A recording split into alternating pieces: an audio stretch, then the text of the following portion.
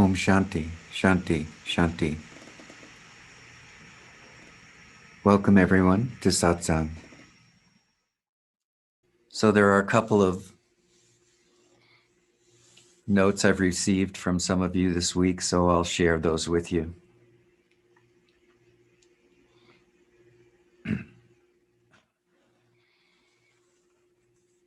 This person says, I've experienced firsthand the power of grief to open the heart into an expanding realization of what is underneath all forms. I'll call it love. Good. As I approach yet another anniversary of loss, my father's death, once more grief is here. And again, I'm brought to tears with both the intense pain of loss and the deep realization of love. He often told me, you have a safety net here if you ever need it. It occurs to me that there is a net of love in us, surrounding us, in all forms and formless. Perhaps grief is here to remind me consciously to allow that net of love, to be that net of love that is already and always here. I understand that to live is to experience loss. Allowing myself to be with this loss seems to awaken my relationship to love. Can you speak to this? Always love.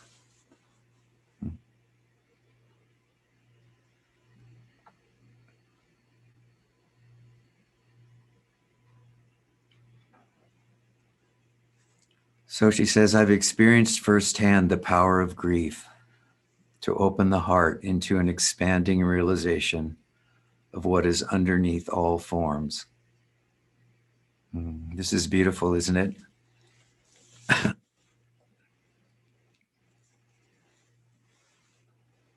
And this is really the way of inquiry in some way. You've heard me say many times, if you've been here before,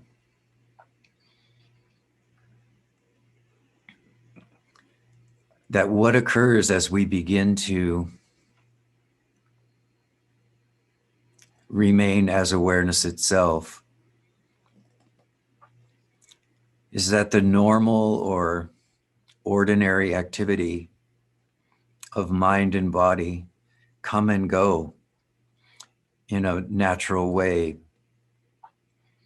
And that if we don't react to that, what I've said before, if we stand in the awareness that something, whatever it is arising, in this case, grief, that we cultivate, we establish, we strengthen our ability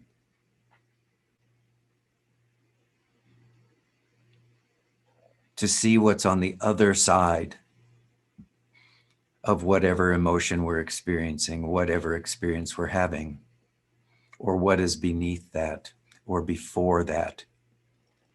This is the power of the inquiry. So what she's done here is she's stood in this grief, this sense of loss over the death of her father. And this can be true for all different kinds of losses, but especially for the loss of a partner, a loved one, a parent, a child.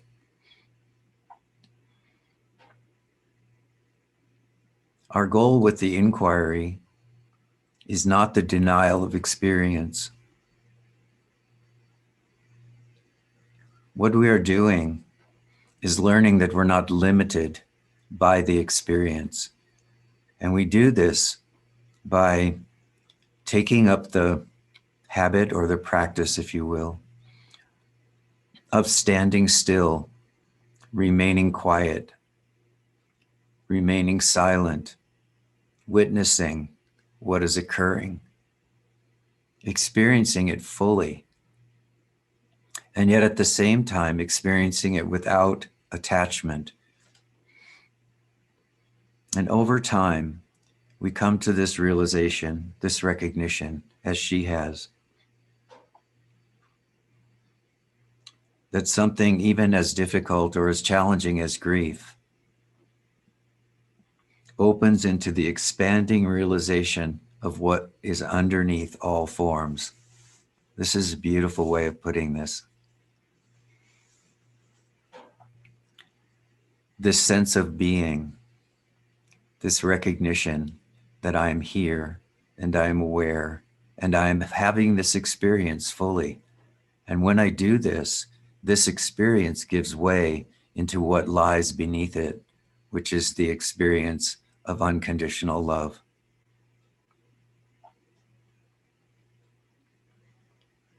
She says again and again, I'm brought to tears with both the intense pain of loss and the deep realization of love.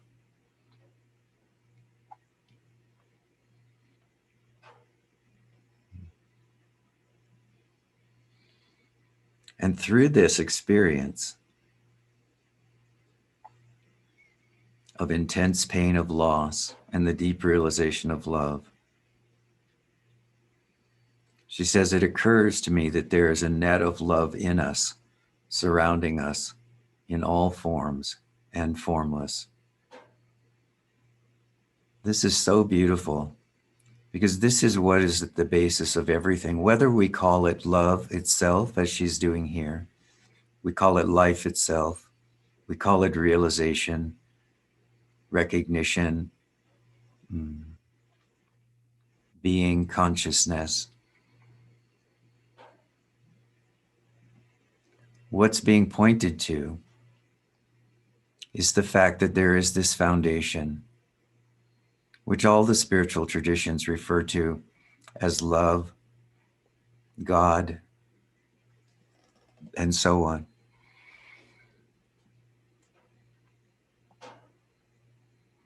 That there is this foundation beyond our experience, which we can tap into, especially in our time of need, when these spontaneous upwellings of emotion happen.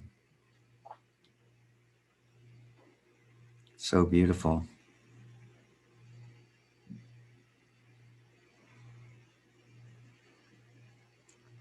She goes on to say, perhaps grief is here to remind me to consciously allow that net of love to be that net of love that is already and always here. So this goes to another aspect of what I've spoken with you before about, and that is this ability, cultivating this ability to remain as you are in the midst of whatever is arising.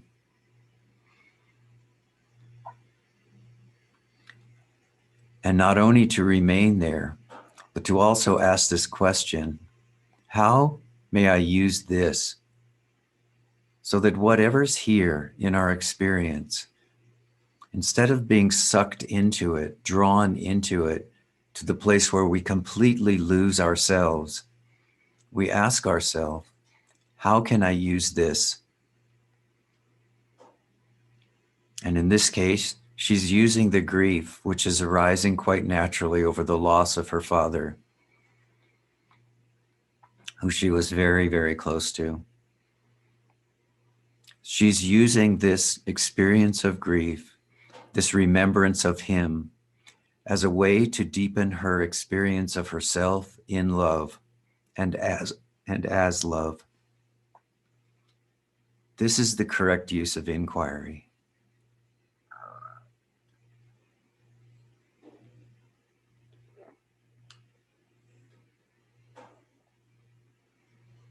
And by doing this, she comes to see in some way that this foundation of love is already and always here.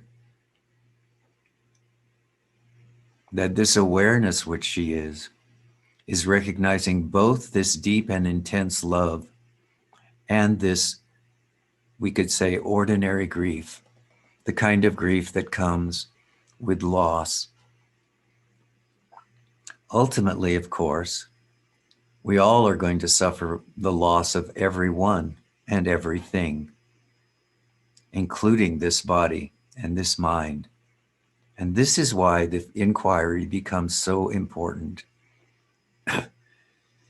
because it helps us to navigate this sense of loss and this sense of grief, whether it's about someone who's left our life in the way that she says her father has passed away, has died, or whether it's someone who chooses not to be in our world anymore and they leave us behind, or whether it's necessary for us to walk away from a relationship or a situation.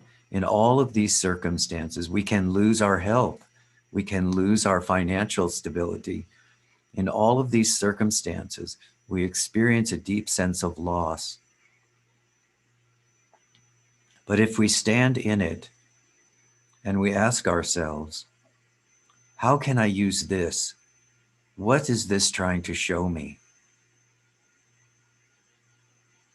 Then the possibility of breaking through into the recognition that I am that which is aware beyond all experience, before waking, dreaming, and sleeping, before past, present, and future. I am that which is here, now. This recognition can come to us.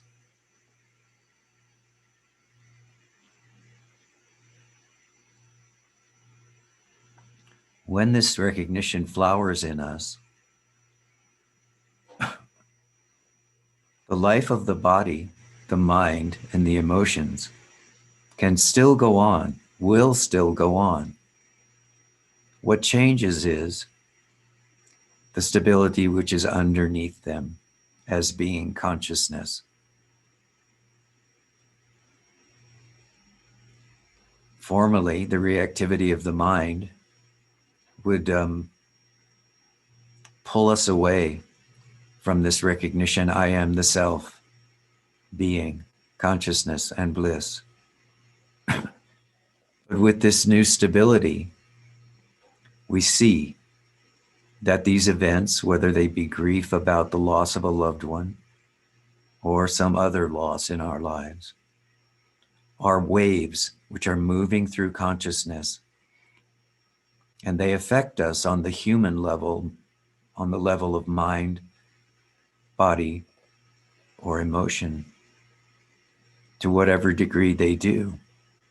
But there's a lasting recognition that we will move beyond them,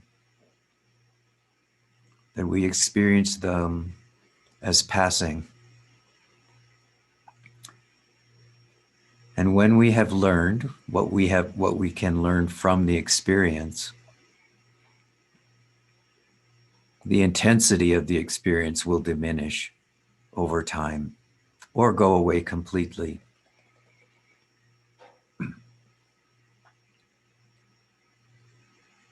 There is something that I would like to say, though, about a deep experience like grief, because it happens on two levels. There's the level of the human being, the love of a daughter for a father, for a child, for a mother, for a child, for a sister, for a brother.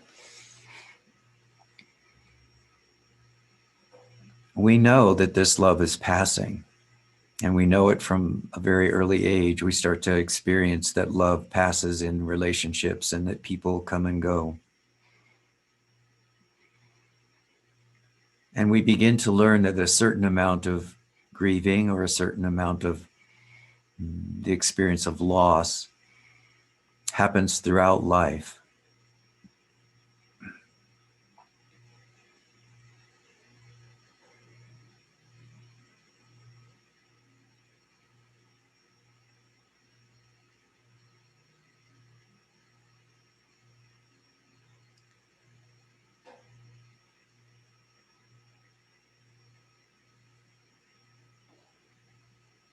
So we learn in some way that loss is inevitable, as she says in her message.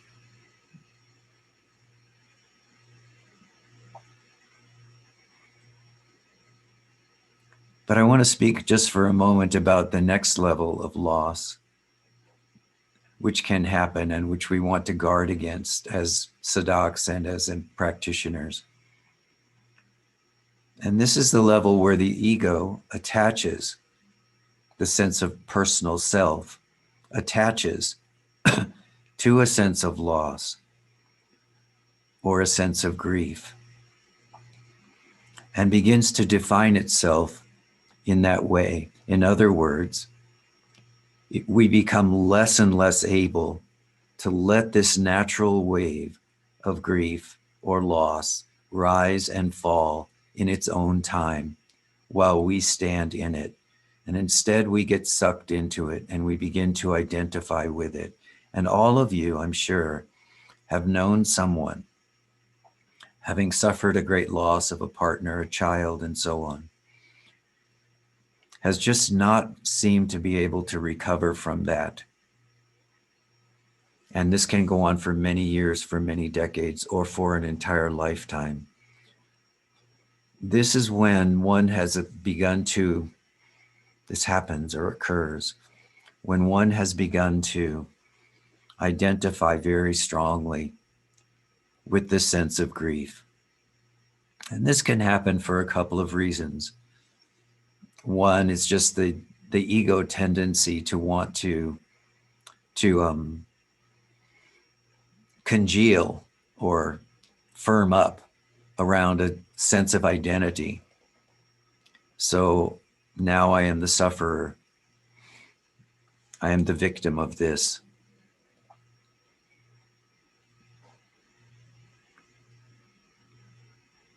But it can also happen for reasons which are unrealized, but which are not negative in their intention. A reason such as the fear that if I stop experiencing this grief, this sense of deep loss, that I will forget this person who is so important to me, who has meant so much to me in my life, whether it's a father, a daughter, a son, a wife, a husband.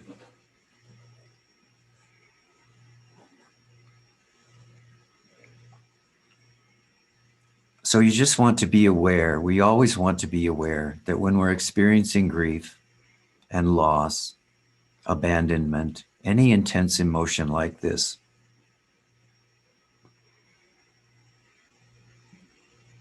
that at some point, and this happens quite naturally for most people through the grieving process, but at some point, there's a recognition that the way that we want to remember this person, this relationship, this experience,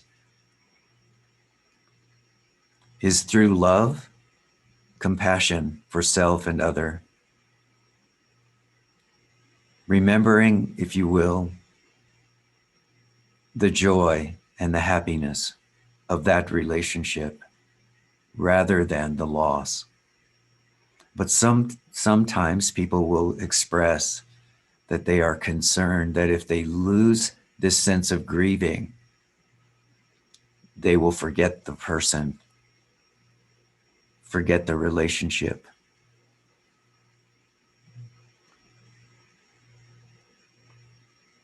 But through letting go, through standing in the grieving process, as often as it needs to come, but without being sucked into it to the point that one experiences oneself as a incomplete or abandoned or a victim of some sort.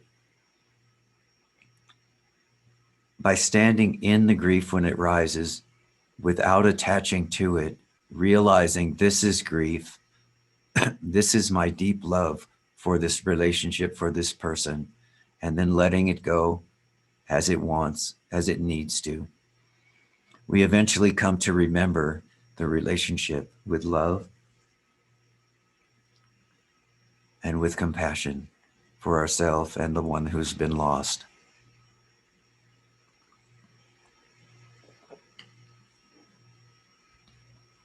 So do remember to keep letting go so that you can experience the deep love that's beyond attachment to body, mind, or world. To know yourself as love, to know that other as someone who showed you how to love, so that the mind of gratitude can arise for having been in that relationship, for having known that person, for having had that person in your life. Shift your focus from the loss to the gratitude of knowing through that relationship that you learned to love. And that if you were fortunate enough to have experienced, as she has, that unconditional love that one person can have for another, especially a parent for a child, then your task becomes, as a sadak, to love everyone in your world with that same unconditional quality that you were given. This is the way to honor the one who has gone, to share their love through you with everyone. This love that you now know to be yourself, to be the foundation of who you are.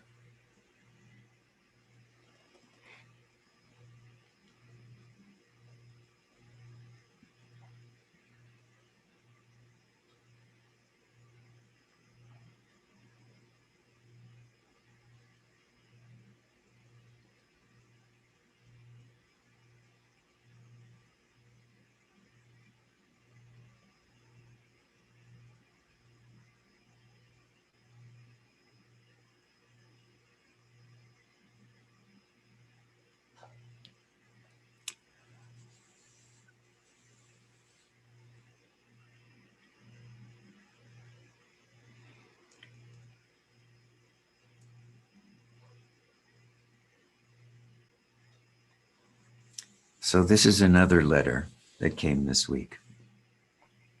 Rishi, could I just ask you something about this letter? And because it's burning quite fast. Yes, go ahead, please, Atma Vidya. You just speak about this unconditional love, and I have been just with this question for quite some time, that there's a strong yearning in my heart that any love I feel, it has no personal aspects, that it's just this unconditional love. And because I can see that in some dynamics, when the person comes up, then it wants to give it a name, a shape, it wants to define it in some way. So I have just had this prayer that any kind of love I feel, it's just this unconditional love without any expectations, which is coming more stronger the more I recognize myself. But I can't get rid of this, sometimes this emotional aspects rising up in some dynamics. And I can also see that when it is needed, that something becomes more neutral. So if what you describe as a loss, if there's a change in a dynamics or in a constellation, so let's say even from a partner to a friend, and you would just like to keep it very neutral in respect and just in this unconditional love. Yes. That I can just see in my own expression how this waves coming up, that it's difficult to be aware and not to identify with them. So just to let them go. And it's something I have been working on for some time, but I just see that it's not completely neutral. And I just, I don't know how to Yeah. neutralize it. Thank you. Yeah. Well, the thing about relationships that you can always try to remember is that it very seldom is, this kind of interaction is very seldom mutual.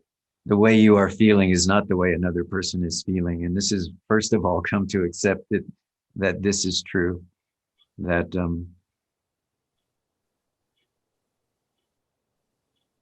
So our focus always needs to be on the way that I am feeling, the way what I am putting out. And so I think your intention to remain as unconditionally loving as possible, this is just where you have to remain. Because what happens with another person is really only affected in some way by our stability as love itself or as unconditional love. So it's only when we're able to remain in that particular stance of self-recognition that it becomes possible for another person to change or to experience that expansive love themselves through our standing in unconditional love for them. But just because we are standing in a sense of unconditional love or loving kindness or generosity for another being doesn't mean always that they'll be able to accept that. If they can't accept it, either they're going to keep resisting or they're just going to go away, because the openness, the expression of unconditional love is too powerful for them. And they still have more to learn about loving for themselves, and they will go wherever they need to go to learn that.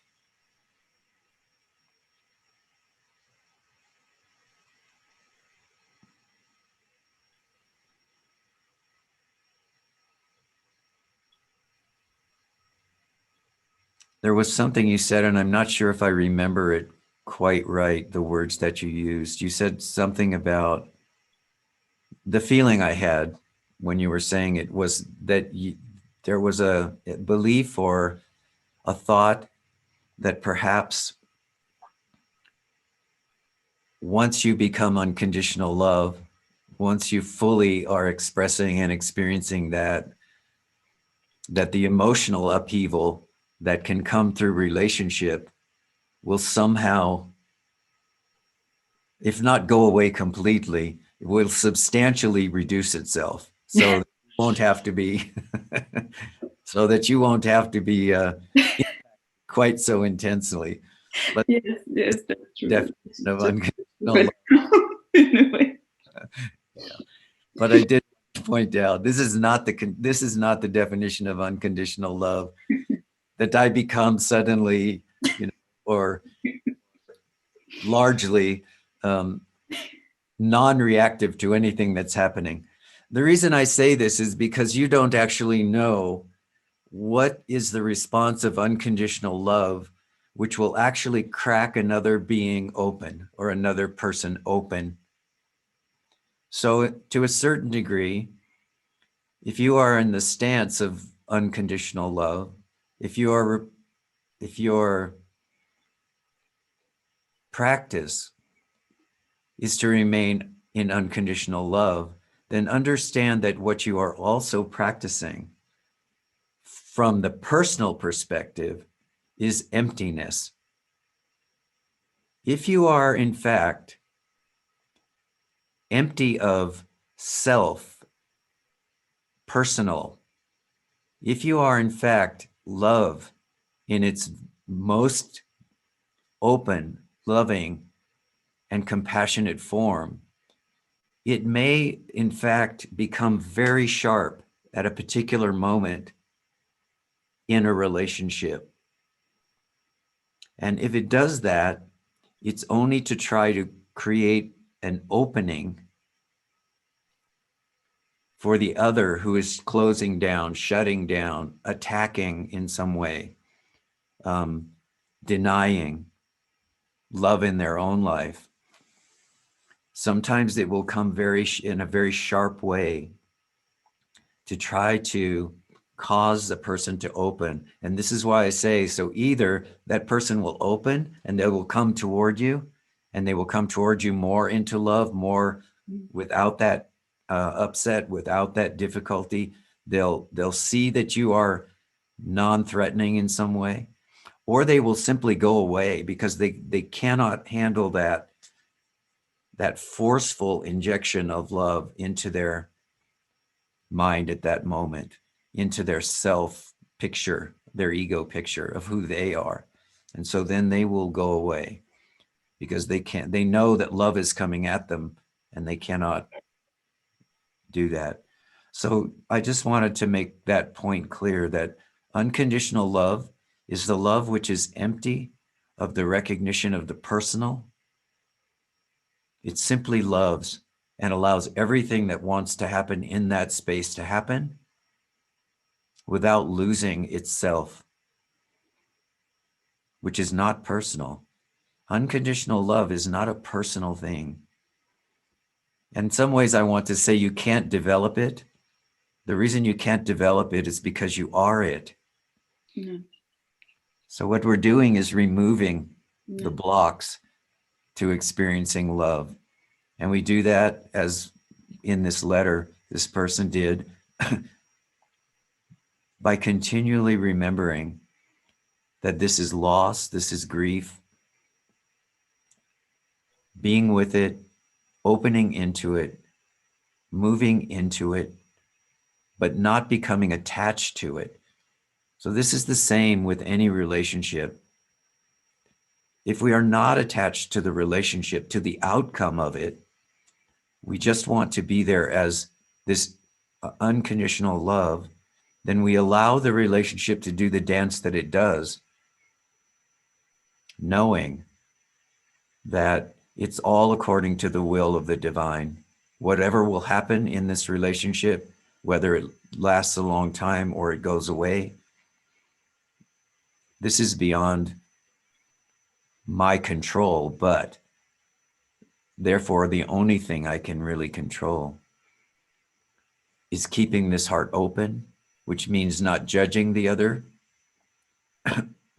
not thinking the other is wrong and I am right, leaving this whole dialogue aside in the effort to just remain open, present, and loving.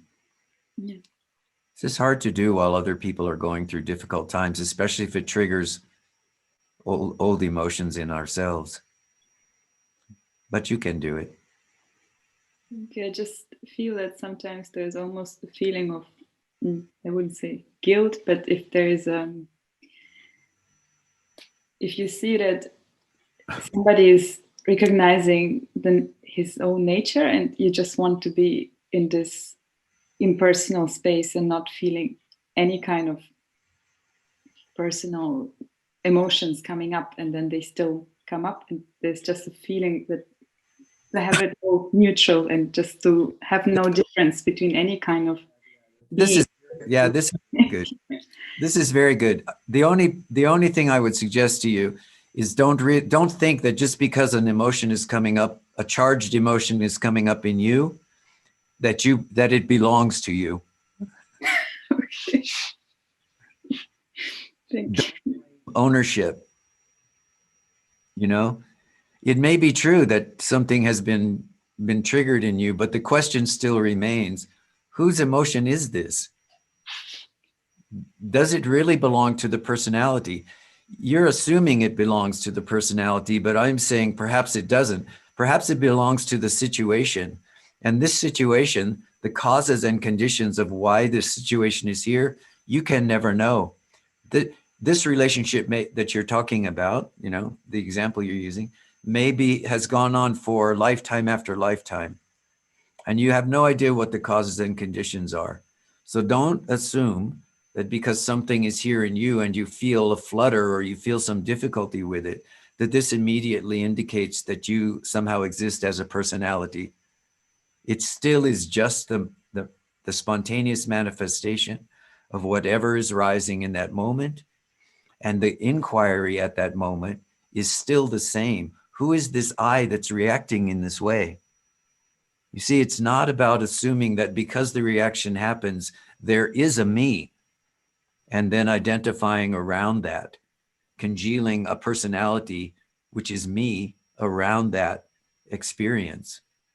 So you let these things come, even when they come like a volcano sometimes, and you still realize that you don't understand why this is here. You don't know why this is here. You don't even really care why this is here. And your task is to not identify. Thank you. Thank you. Through the question, who or what is aware of this, both this experience and this emotional upwelling? Who is this I that feels like she is being consumed by this emotional upwelling, or by this guilt, or by whatever, other experience you might be having at that moment? Thank you. Thank you so much. So remember that when I suggest that you stand in something, I'm not telling you to passively stand in whatever is happening in your experience. I'm just asking you to use that experience to ask the question, how can I use this? And then further ask the question, and who is this happening to anyway? Who is this I that I'm referring to and thinking that is having this experience?